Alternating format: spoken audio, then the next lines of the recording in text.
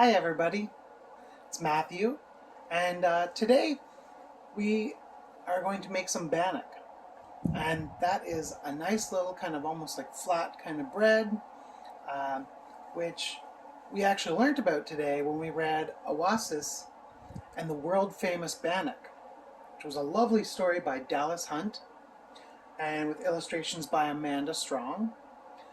And in the back of this storybook, they actually give us the recipe to make world famous bannock. So I thought it would be a wonderful thing to do today to actually make some bannock bread.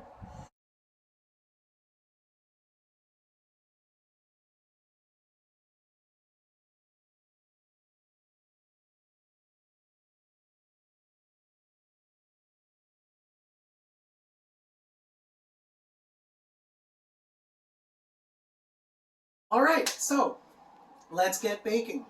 I've got here in front of me all of my ingredients, right? There's only 6 ingredients. We've got some of our measuring cups, our tablespoon, teaspoon for measuring. We've got our storybook because that's where our recipe is. A mixing bowl, and our rolling pin, our baking pan, things like that that we're going to need. So let's get started. First thing to do in the recipe is preheat the oven to 400. So let's take a look over at our oven here. And we're going to hit our bake button.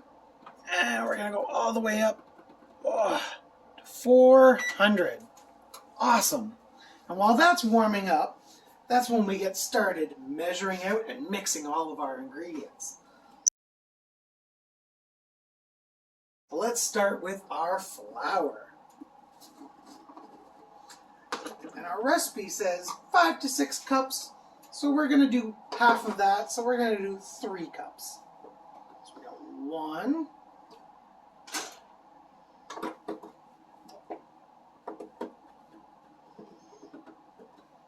2, and 3. Woo! 3 tablespoons of baking powder. So we do 1.5, right? 1. And that looks about half, right? Yeah. Alrighty. Oh, and we're going to need our sugar next. Pop. And it says 2 tablespoons of sugar. So we're going to make it half. I'm just going to take 1 tablespoon of sugar. Right? We don't want it too sweet. We just shake it right into our bowl. Let's get our lid back on. We don't want our sugar to fall all over. Alright, salt. We need half a teaspoon.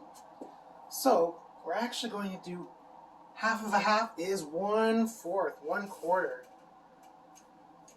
Don't need a lot of salt, that's for sure. Just a little pinch, right? All right, and we need 1 cup of margarine. So 1 cup of margarine, we're gonna get our spoon here. And it's gonna help us scoop out 1/2.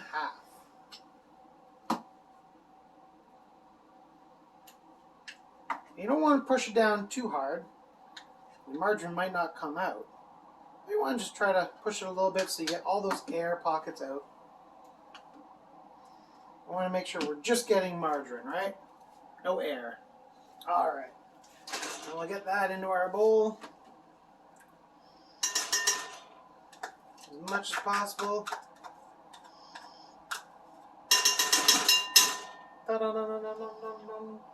All right, and last but not least is 3 cups of milk.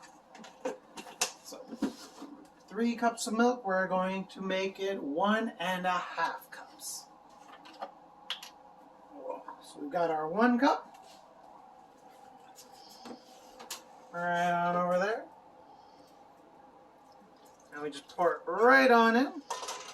And since I have a 1/2 cup, I'm going to use it too.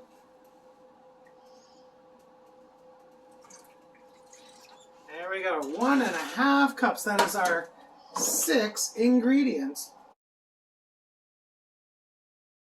In our large mixing bowl, combine all the ingredients and mix it.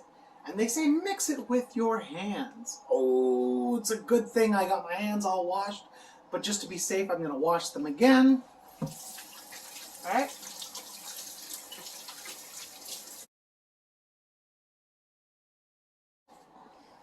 Got some flour on our book. All right, let's get mixing. And we're just squishing all the ingredients together. Right? It's going to form this nice sticky dough. Ooh, it's so sticky. Make sure though you get all that flour because the flour likes to hide at the bottom of the bowl. Right? We got to make sure because that margarine likes to stick together, so we got to make sure when we're mixing and gooping it all together, the margarine is getting broken up and spread all over. Alright. Now, if it gets a little too gloopy, oh, there goes our oven, it's all nice and preheated. If it gets a little too gloopy, we're going to get a little bit of flour. So we're going to pause for a moment so I can get some flour. Alright, there we go. We got some more flour in there. Ooh. Just because our hands were getting a little extra sticky, right? Alright. So now what we're going to need to do, I'm going to pick my fingers, get all this excess dough off, and then we're going to get our counter ready for rolling our dough out. Alright, so we've got our dough now on our counter. We dusted it with flour so that it'll help it from sticking, right? Because we saw how sticky it was on our hands. So now it says roll or spread out the dough on a flour dusted counter and make sure the dough is approximately a ½ inch thick, right? So about maybe as thick as like maybe a piece of bread, right? Maybe a little less thick than that. So we're gonna stretch it out. And if it looks like it, we're gonna get our little rolling pin here. Get a little bit of flour on it. Woo.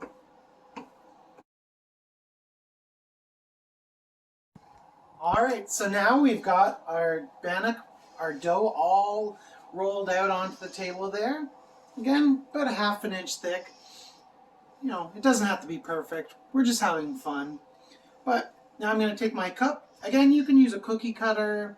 You can, you know, maybe make them by little balls by hand. I'm going to use my little coffee cup.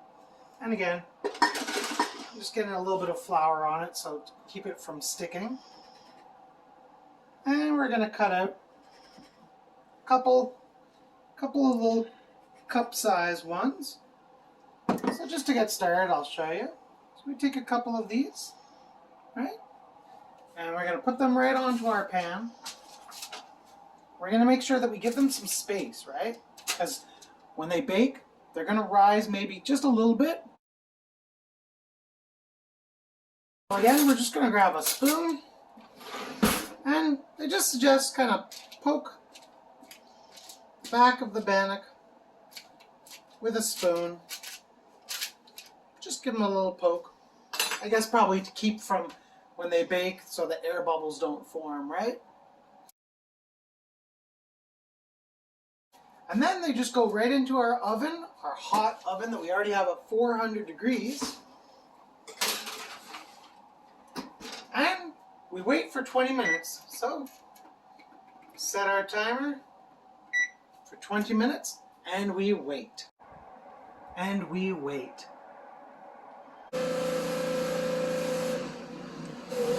And we wait. All right. They're all done. Time to, here's our oven. Let's open them up. Oh. And look at that. See? Nice, not too doughy there. Looks perfect. Well, thank you so much for helping me make some bannock bread. I'm going to enjoy these for dinner. I hope if you get a chance to try them out, maybe you'll make them for a snack. You can put some jam on them or all sorts of things. So thank you very much again. Have a wonderful day.